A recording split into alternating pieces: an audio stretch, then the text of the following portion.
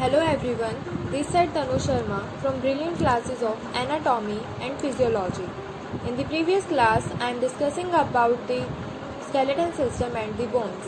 But in today's class, I am explaining about the bones of upper limb. So here is some description about the bones of the upper limb.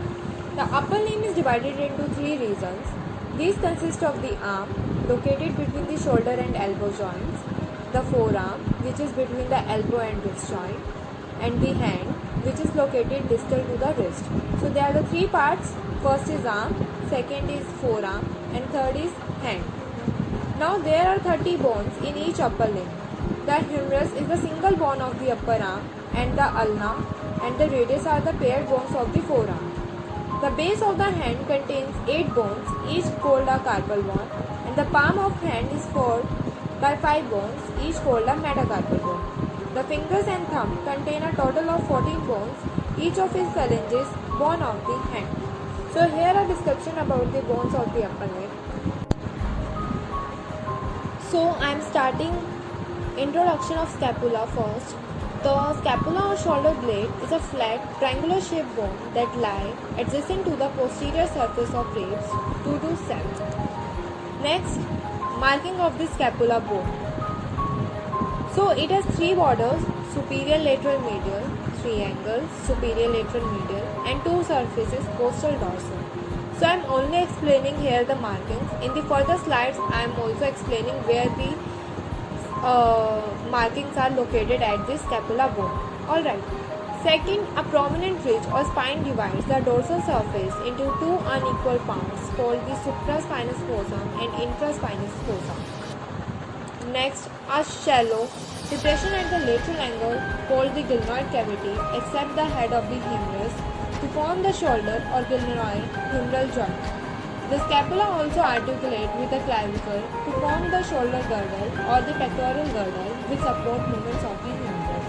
Articulate means where the 2 points are joined for allow the movement. Next, muscles attaches to the borders, angles, ridge, processes and fossa found on the surface of the scapula. Now I am explaining about where the superior border are located, where the medial border are located, where the lateral border are located, and where are the angles at the scapula bone.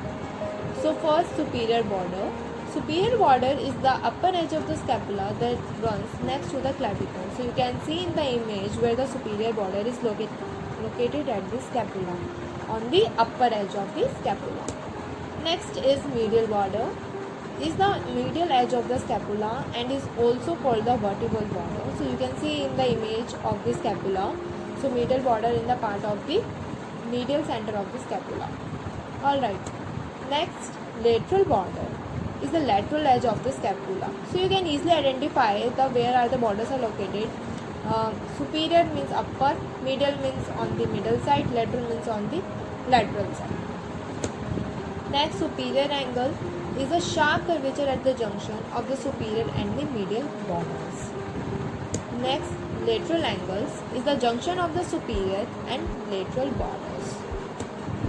Inferior angle is a sharp curvature formed at the junction of the medial and lateral margins. Caracoid process. Caracoid process is a curved hook-like anterolateral projection located at the above the lateral angle.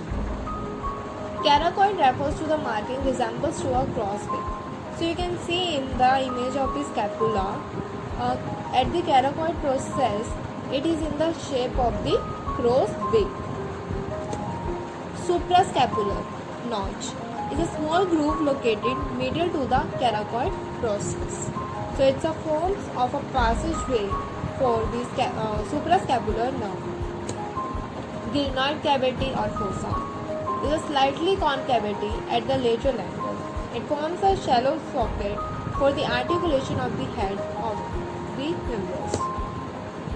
Infraglenoid tubercle is a small prominence on the inferior margin of the glenoid fossa. Subscapular fossa is a large slightly depressed region in the middle of scapular's anterior surface. So you can see in the image where the subscapular fossa is located, and it is a large slightly depressed region in the middle of scapula anterior surface. Alright, scapular spine. Now just in the previous slide I am discussing about the anterior scapula bone anatomy. So right now I am explaining about the posterior scapula bone anatomy. Alright, first is scapular bone is a long ridge that runs diagonally across the upper posterior surface of the bone. So you can see in the image of the scapula where the scapular spine is located.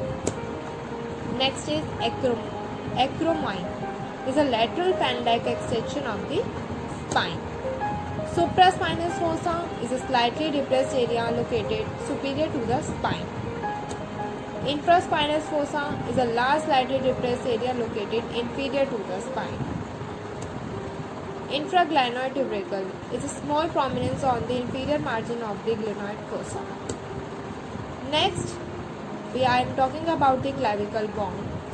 The clavicle or collar bone is located superior to the first rib and runs horizontally from the manubrium of the sternum to the acromine of the scapula. Right. A superior view of the clavicle shows it is shaped somewhat like an S.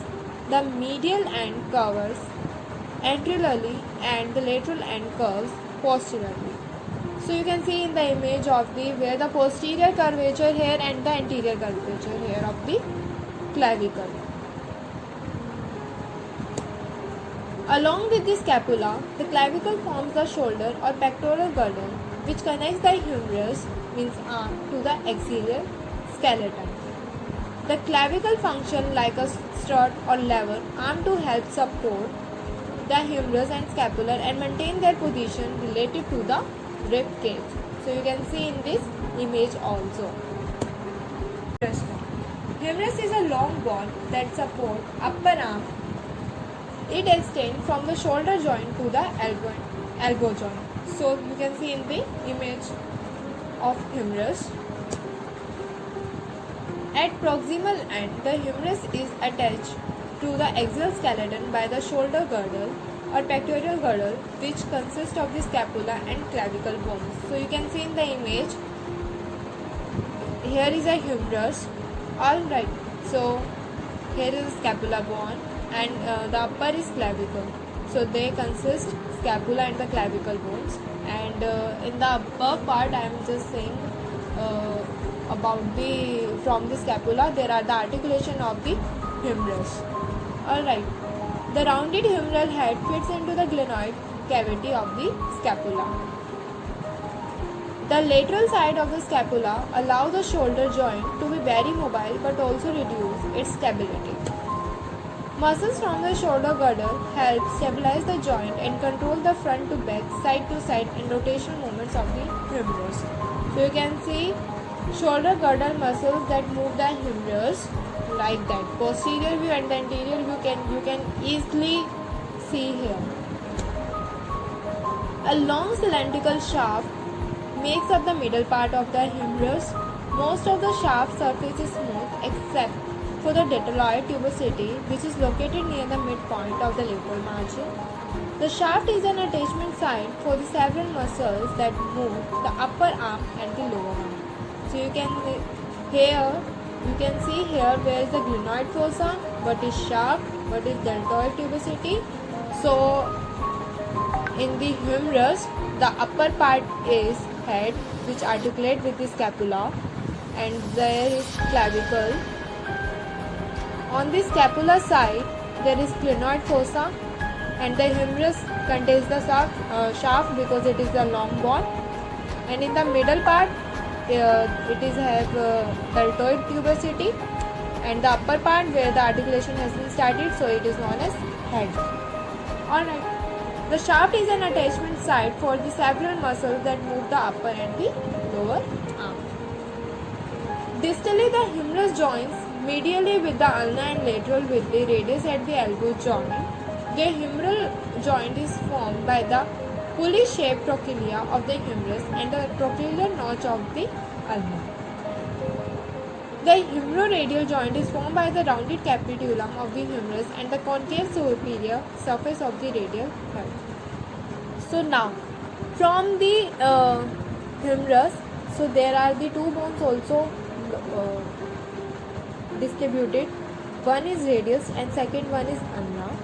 So the above there is two parts also. First is capitellum and second is trochlea.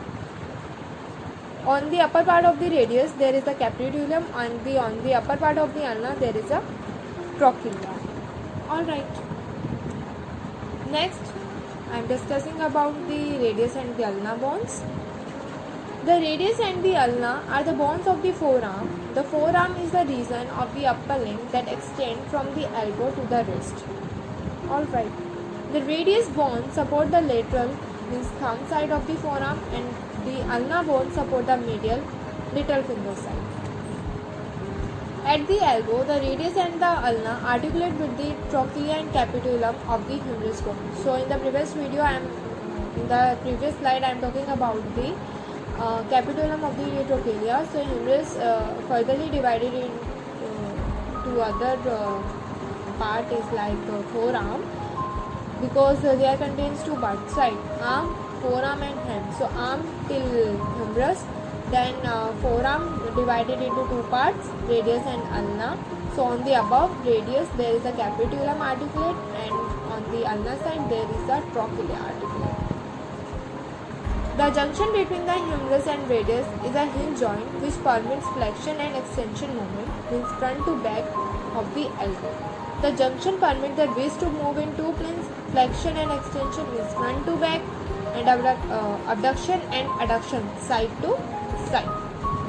The forearm bones articulate with each other. Proximally, the head of the radius forms a joint with the radial notch of the ulna, and distally the head of the ulna forms a joint with the ulnar notcher of the radius. So you can see in the image here.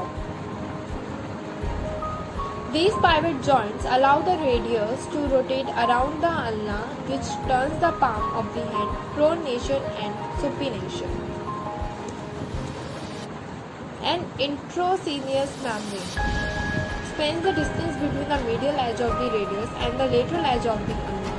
This thin sheet of connective tissue separates the forearm into anterior and posterior compartments. It also transfers tension from the radius to the ulna and serves as an attachment point for some of the muscles that move the wrist and hand. So you can see in the image between the radius and ulna bones, so there are the intracaeous membrane. Next, talking about the carpal bone. The carpal bones are usually 8 in number, are arranged into two rows of 4. The posterior aspects of the intact carpus is convex and the anterior aspect is concave. So their names are, first there is scaphoid in the upper part, then lunate, then pisiform, then triquetral, next is trapezium, trapezoid, capitate, hamate.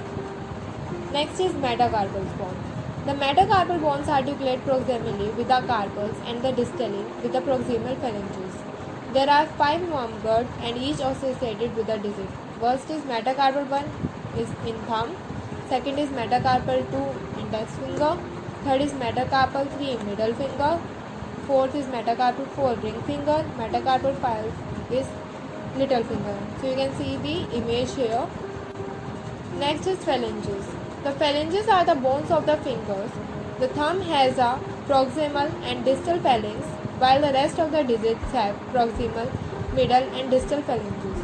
So you can see in this figure. Now the bones of upper limb are completed today. If you have guys any question regarding the biology or anatomy and physiology, so you can ask me on the comment box. I will help you in all cases, and for the more videos you can please like, comment, share and subscribe my channel. Thank you so much.